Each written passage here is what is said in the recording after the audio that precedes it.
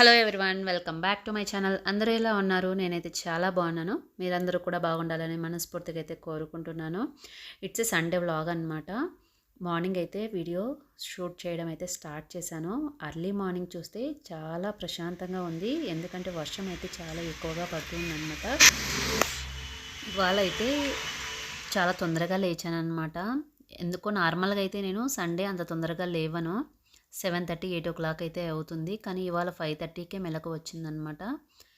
ఇంకా సర్లే అని చెప్పి, ఇంకా వర్క్ కూడా ఉంది కదా, నా హస్బెండ్ కూడా లేరు, ఇంకా దానికోసం అన్ని పనులు చేసుకుందాంలే అన్నట్టు లేచి ఫ్రెష్ అప్ అయితే అయిపోయాను.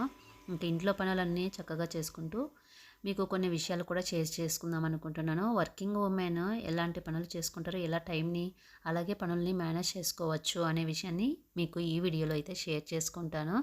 వీడియో నచ్చితే ప్లీజ్ లైక్ చేయండి, చివరి వరకు చూడండి. ఎందుకంటే వీడియో చివరిలో నేను మీకోసం ఒక మనసు పలికే మాట అనేది ఖచ్చితంగా షేర్ చేస్తాను. మీకు చాలా మోటివేషనల్గా అనిపిస్తుంది. వీడియోని స్కిప్ చేయకుండా చివరి వరకు అయితే చూడండి.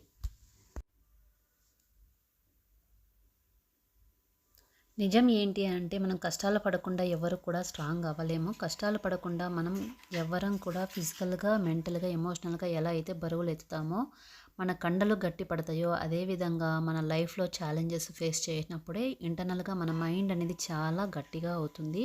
స్ట్రగుల్స్ అనేవి పనిష్మెంట్ కాదండి, ఇది ఒక ట్రైనింగ్ లాంటిది. సక్సెస్ అవ్వాలన్నా, ఫెయిల్యూర్ అవ్వాలన్నా, కాన్ఫిడెన్స్ని గెయిన్ చేయాలన్నా, భయాన్ని పోగొట్టుకోవాలనుకున్నా కూడా ఎమోషన్స్ని దాటిని వాటిని మనం ఫేస్ చేసినప్పుడే మనకు ఎన్నో రకాల విషయాలు అనేది తెలుస్తాయి. ఈ మధ్య కాలంలో చాలామంది హౌస్ వైఫ్స్కి అయితే పెద్దగా ఇంపార్టెన్స్ అనేది ఎవరు ఇవ్వరండి. ఎందుకో ఏమి చదువుకోకుండా ఇంట్లోనే పనులు చేసుకుంటుంది అని ఒక చిన్న చూపు అయితే చూస్తూ ఉంటారు. అది చాలా వరకు రాంగ్ అండి. ఎందుకంటే ఇంట్లో వాళ్ళు ఎంతో కష్టపడుతూ ఎన్నో రకాలుగా మీకు అన్ని పనులు కూడా చేస్తూ ఉంటారు. అలాగే కొంతమంది అనుకుంటూ ఉంటారు, ఏమి చదువుకొని వాళ్ళు, అలాగే మంచి జాబ్ రాని వాళ్ళే హౌస్ వైఫ్గా ఉండిపోతారని. అది చాలా వరకు అయితే రాంగ్ అనమాట. ఎందుకంటే అది వాళ్ళ పర్సనల్ చాయిస్ అండి, ఎవరు కూడా తప్పు పట్టాల్సిన అవసరం ఉండదు. కానీ హౌస్ వైఫ్గా ఉండే వాళ్ళే చాలా వరకు ఎంజాయ్ చేస్తారనమాట. అది ఎలాగంటే, జాబ్ లేకపోయినా కూడా వర్క్ టెన్షన్ అనేది ఉండదు, డెడ్ లైన్స్ అంటూ ఏమీ ఉండవు. ఇంట్లో పని ఉందా, అదంతా నీట్గా చేసేసుకున్నామా, పిల్లల్ని మంచిగా చూసుకున్నామా, వాళ్ళతో పాటు హాయిగా గడపచ్చు. అదేవిధంగా పిల్లలకి అవసరమైనప్పుడల్లా ఎక్కడికో అక్కడికి వెళ్ళవచ్చు. ఇలా ఎన్నో రకాల హ్యాపీనెస్ అనేది హౌస్ వైఫ్స్కి ఉంటుంది. అదేవిధంగా అలాగే కొంచెం బ్యాడ్ ఎక్స్పీరియన్సెస్ కూడా ఉంటాయన్నమాట హౌస్ వైఫ్స్కి. ఎందుకంటే వాళ్ళకి చేతిలో మనీ ఉండదు, జాబ్ ఏమీ ఉండదు, పెద్దగా ఫ్రెండ్స్ సర్కిల్ అంటూ ఏమీ ఉండదన్నమాట. అలాగే బాస్ ఉండడు, లేడీస్ అంటూ ఎవరూ ఉండరు ఫ్రెండ్స్కి షేర్ చేసుకోవడానికి. ఇలా రెండు రకాలుగా హౌస్ వైఫ్స్కి ప్లస్ మైనస్ అనేటివి ఖచ్చితంగా ఉంటాయి. ఎందుకంటే పిల్లలు పుట్టిన తర్వాత వర్కింగ్ మామ్స్ నుండి స్టే అట్ హోమ్ మామ్ మాదిరిగా అయిపోతుందన్నమాట.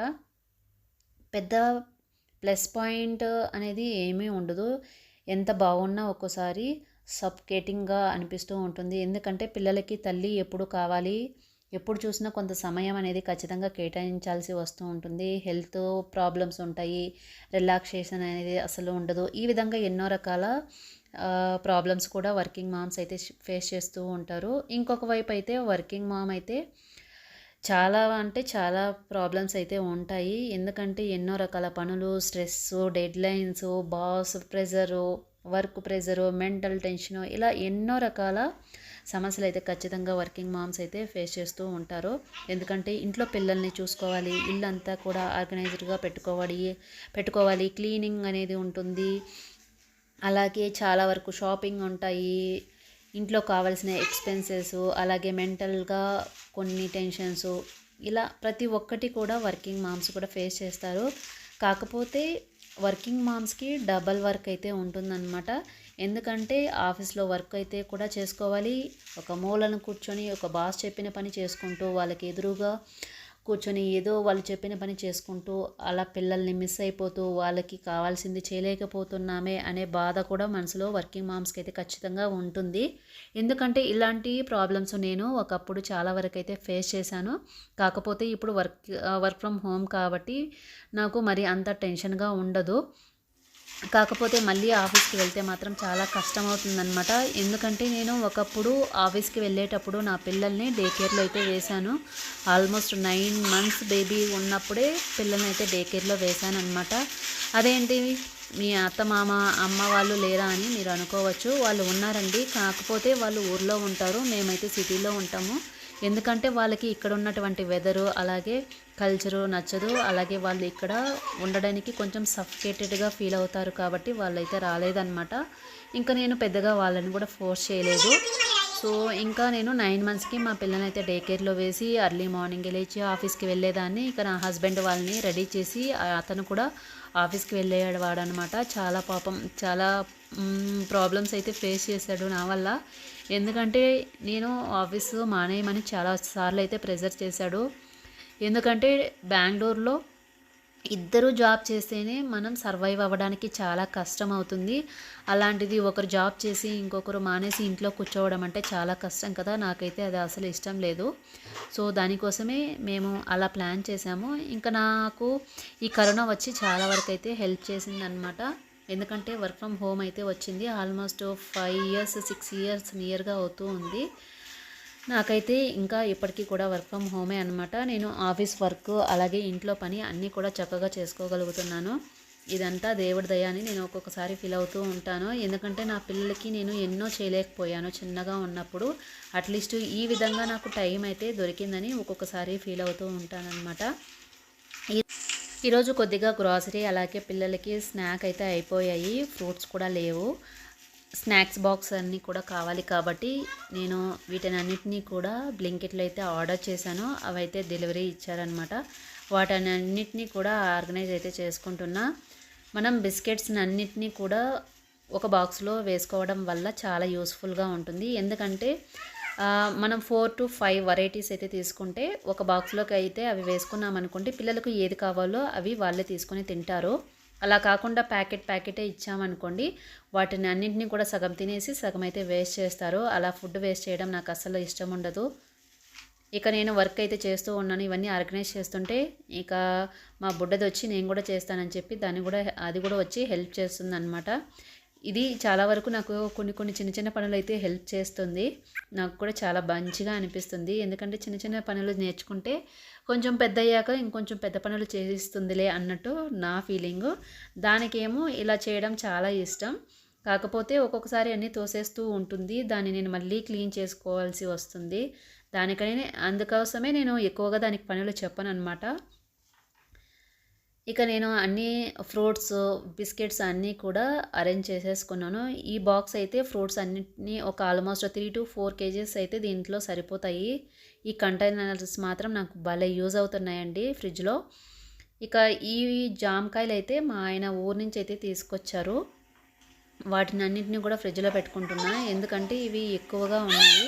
ఒకేసారి తినేసి ఈ వర్షం కారణం వల్ల ఇంకా పిల్లలకైతే జలుబు చేస్తుందనే ఉద్దేశంతో కోల్డ్ కాఫ్ అయితే మళ్ళీ చాలా కష్టం అవుతుంది. ఇక అన్నీ కూడా అలా సర్దేసుకున్నాను. ఇంకా ఇప్పుడు ఇల్లంతా కూడా నీట్‌గా ఊడ్చేసుకుంటున్నా. ఎందుకంటే ఆల్మోస్ట్ టైం 9 అయిపోతూ ఉంది. అంతా తుడిచేసిన తర్వాత ఇంకా పిల్లలకి ఫుడ్ ఇంకా టిఫిన్ అయితే చేయాలి. అంటే ఆల్రెడీ అన్నీ రెడీ చేసి పెట్టాను. ఇంకా జస్ట్ కుక్ చేయాలి అంతే. ఈరోజు క్యారెట్ రైస్ అయితే చేద్దాం అనుకుంటున్నా. చాలా టేస్టీగా ఉంటుంది. మీరు కూడా ఒకసారి ట్రై చేయండి. నేనైతే ఎలా చేయాలో ఖచ్చితంగా ఈ వీడియోలో చూపిస్తాను. ఇక ఈ చెత్త అంతా నీట్గా మొత్తం అంతా కూడా క్లీన్ చేసేసుకున్న తర్వాత కిచెన్లోకి అయితే వచ్చేసాను. బ్రేక్ఫాస్ట్ అయితే క్యారెట్ రైస్ అయితే చేస్తున్నాను. ఎలా చేస్తానో మీరు కూడా ఒకసారి చూడండి. చాలా టేస్టీగా ఉంటుందండి. ఇది లంచ్ బాక్స్లకైనా మనం చేసుకోవచ్చు. చాలా ఈజీ సింపుల్ ప్రాసెస్ అన్నమాట. మనకి ఏమేం కావాలో వాటిని ఫస్ట్ అరేంజ్ చేసేసుకొని తర్వాత కుక్ చేసుకోవడమే. ముందుగా ఆయిల్ అయితే పెట్టాను. తర్వాత కొద్దిగా గీ వేసుకున్న తర్వాత మసాలా ఉంటాయి కదా, వాటిని అన్నిటిని కూడా వేసుకున్నాను. తర్వాత మిర్చి, కరివేపాకు, ఆనియన్స్ ఇవన్నీ కూడా వేసేసుకున్న తర్వాత వాటిని గోల్డెన్ కలర్లోకి బాగా ఫ్రై అవ్వనివ్వాలి. అప్పుడే టేస్ట్ అనేది చాలా బాగుంటుంది. లేకపోతే పచ్చి పచ్చిగా అలాగే ఉంటే అంత టేస్ట్ ఏం బాగుండదన్నమాట.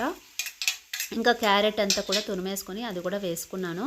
తర్వాత పచ్చి కొబ్బరి ఉంటుంది కదా, అది తురుముకొని వేసుకోవాలి. కావాలంటే మీరు మిక్సీకైనా పట్టుకోవచ్చు. కాకపోతే చట్నీలాగా అయిపోకూడదు, కొంచెం బరకగా అయితే ఉండేటట్లు చూసుకోండి. అప్పుడే టేస్ట్ అనేది చాలా బాగుంటుంది. తర్వాత సాల్ట్ కొద్దిగా వేసేసుకొని కొత్తిమీర, తర్వాత కొద్దిగా లెమన్ అనేది స్వీజ్ చేసుకున్నాను. లెమన్ వేసుకుంటే కొంచెం టేస్ట్ అనేది చాలా బాగుంటుందండి. ఒకసారి ట్రై చేయండి. తర్వాత రైస్ వేసుకోవడం, ఇంతే. చాలా సింపుల్ అండి. ఒక 5 మినిట్స్లో అయితే చేసేసుకోవచ్చు. మీరు కూడా ఒకసారి ట్రై చేయండి. ట్రై చేసిన తర్వాత కామెంట్స్లో ఎలా వచ్చిందనేది ఖచ్చితంగా నాకు తెలియజేయండి. తర్వాత ఇంకా మా మమ్మీగాడికి ఈరోజైతే స్నానం చేయించాలి. చెప్పాను కదా, ఎవ్రీ సండే అయితే ఇది మాకు రొటీన్ అనమాట. ఈ మిమ్మిగాడికి ఖచ్చితంగా స్నానం చేయించాల్సిందే, లేకపోతే స్మెల్ వస్తూ ఉంటుంది.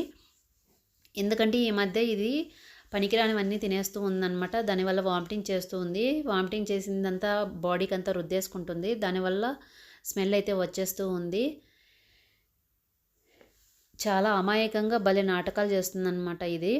దీనికి బాగా నీట్గా స్నానం చేయించామనుకోండి, తెల్లగా భలే మెరిసిపోతుందన్నమాట. నాకు ఇదంటే చాలా ఇష్టం. ఇంకా చూడండి, అది నీళ్ళు పోస్తున్నామని చెప్పి దాని తల అదే తుడిచేసుకుంటుంది. పిల్లల్లాగా చేస్తుందన్నమాట. భలే నాటి గర్ల్ ఇది. ఇక నీట్గా దానికి స్నానం చేయించేసిన తర్వాత వణుకుతుందన్నమాట పాపం. చలి, దానికి తోడు వర్షం పడుతుంది కదా, దానివల్ల ఇంకా దాన్ని నీట్గా మొత్తం అంతా నీట్గా క్లీన్ చేసేసుకున్నాను. ఇంకా హెయిర్ అంతా డ్రై చేయాలని చెప్పి ఇంకా బాల్కనీలోకి తీసుకొని వచ్చానమాట. ఇంకా దువ్వించుకుంటుంది. ఇంకా దానికి దీని నుంచి కిందకు దిగాలంటే చాలా వరకు భయం అన్నమాట. దానికోసమే కిందకు దిగలేక చాలా వరకు నాటకాలు చేస్తుంది. చూసారా, అలుగుతుంది కూడా. ఇది భలే ఓవర్ యాక్షన్ గర్ల్ అనమాట. ఇంకా దీనికంతా దువ్వేసిన తర్వాత ఇంకా దాని బట్టలు ఉతకాలి. తర్వాత దాని బాక్స్ ఇవంతా కూడా కడిగేసుకోవాలి. లేకపోతే దాన్ని స్నానం చేయించిన తర్వాత మళ్ళీ ఇందులోనే వేసామనుకోండి, మళ్ళీ స్మెల్ వచ్చేస్తుంది. సో దానికోసమే నేను ఈ బాక్స్ అంతా కూడా కడిగేసుకుంటున్నా. తర్వాత దాని బట్టలన్నీ, యూజ్ చేసిన బట్టలు ఉంటాయి కదా, వాటిని కూడా అన్నిటినీ వాష్ చేసేస్తాను. ఇవాళ సండే అంతా కూడా మాకు ఎవ్రీ సండే ఈ విధంగానే అయిపోతుందన్నమాట. ఇల్లు క్లీన్ చేసుకోవడం, ఆర్గనైజ్ చేసుకోవడం, ఏమైనా ఫ్రూట్స్ వెజిటబుల్స్ వస్తే వాటిని అన్నింటినీ ఆర్గనైజ్ చేసుకోవడం, ఇంకా మా మమ్మీగాడికి స్నానం చేయించడం, దాని బట్టలు ఉతకడం, దాని బాక్స్ గడగడం, బాల్కనీ గడగడం. ఈ విధంగా మా సండే స్పెషల్. సండే అందరి ఇళ్ళల్లో చికెన్, మటన్ అలా ఏమైనా స్పెషల్స్ ఉంటే, మా ఇంట్లో మాత్రం అలా స్పెషల్స్ ఏమి ఉండవండి. మా మమ్మీగాడికి స్నానం చేయించామా, దాని బట్టలు ఉతికినామా, దాని బాక్స్ గడిగామా, ఇదే స్పెషల్ అనమాట. ఇది అండి నా వీడియో నచ్చితే ప్లీజ్ లైక్ చేయండి, కామెంట్ చేయండి. మరొక వీడియోతో మళ్ళీ కలుద్దాం. ఇప్పుడు మనసు పలికే మాట. నీ కలలో నిజం కావాలంటే నీ కృషి విరామం తీసుకోకూడదు. ఇది ఒకసారి గమనించుకోండి, గుర్తుంచుకోండి.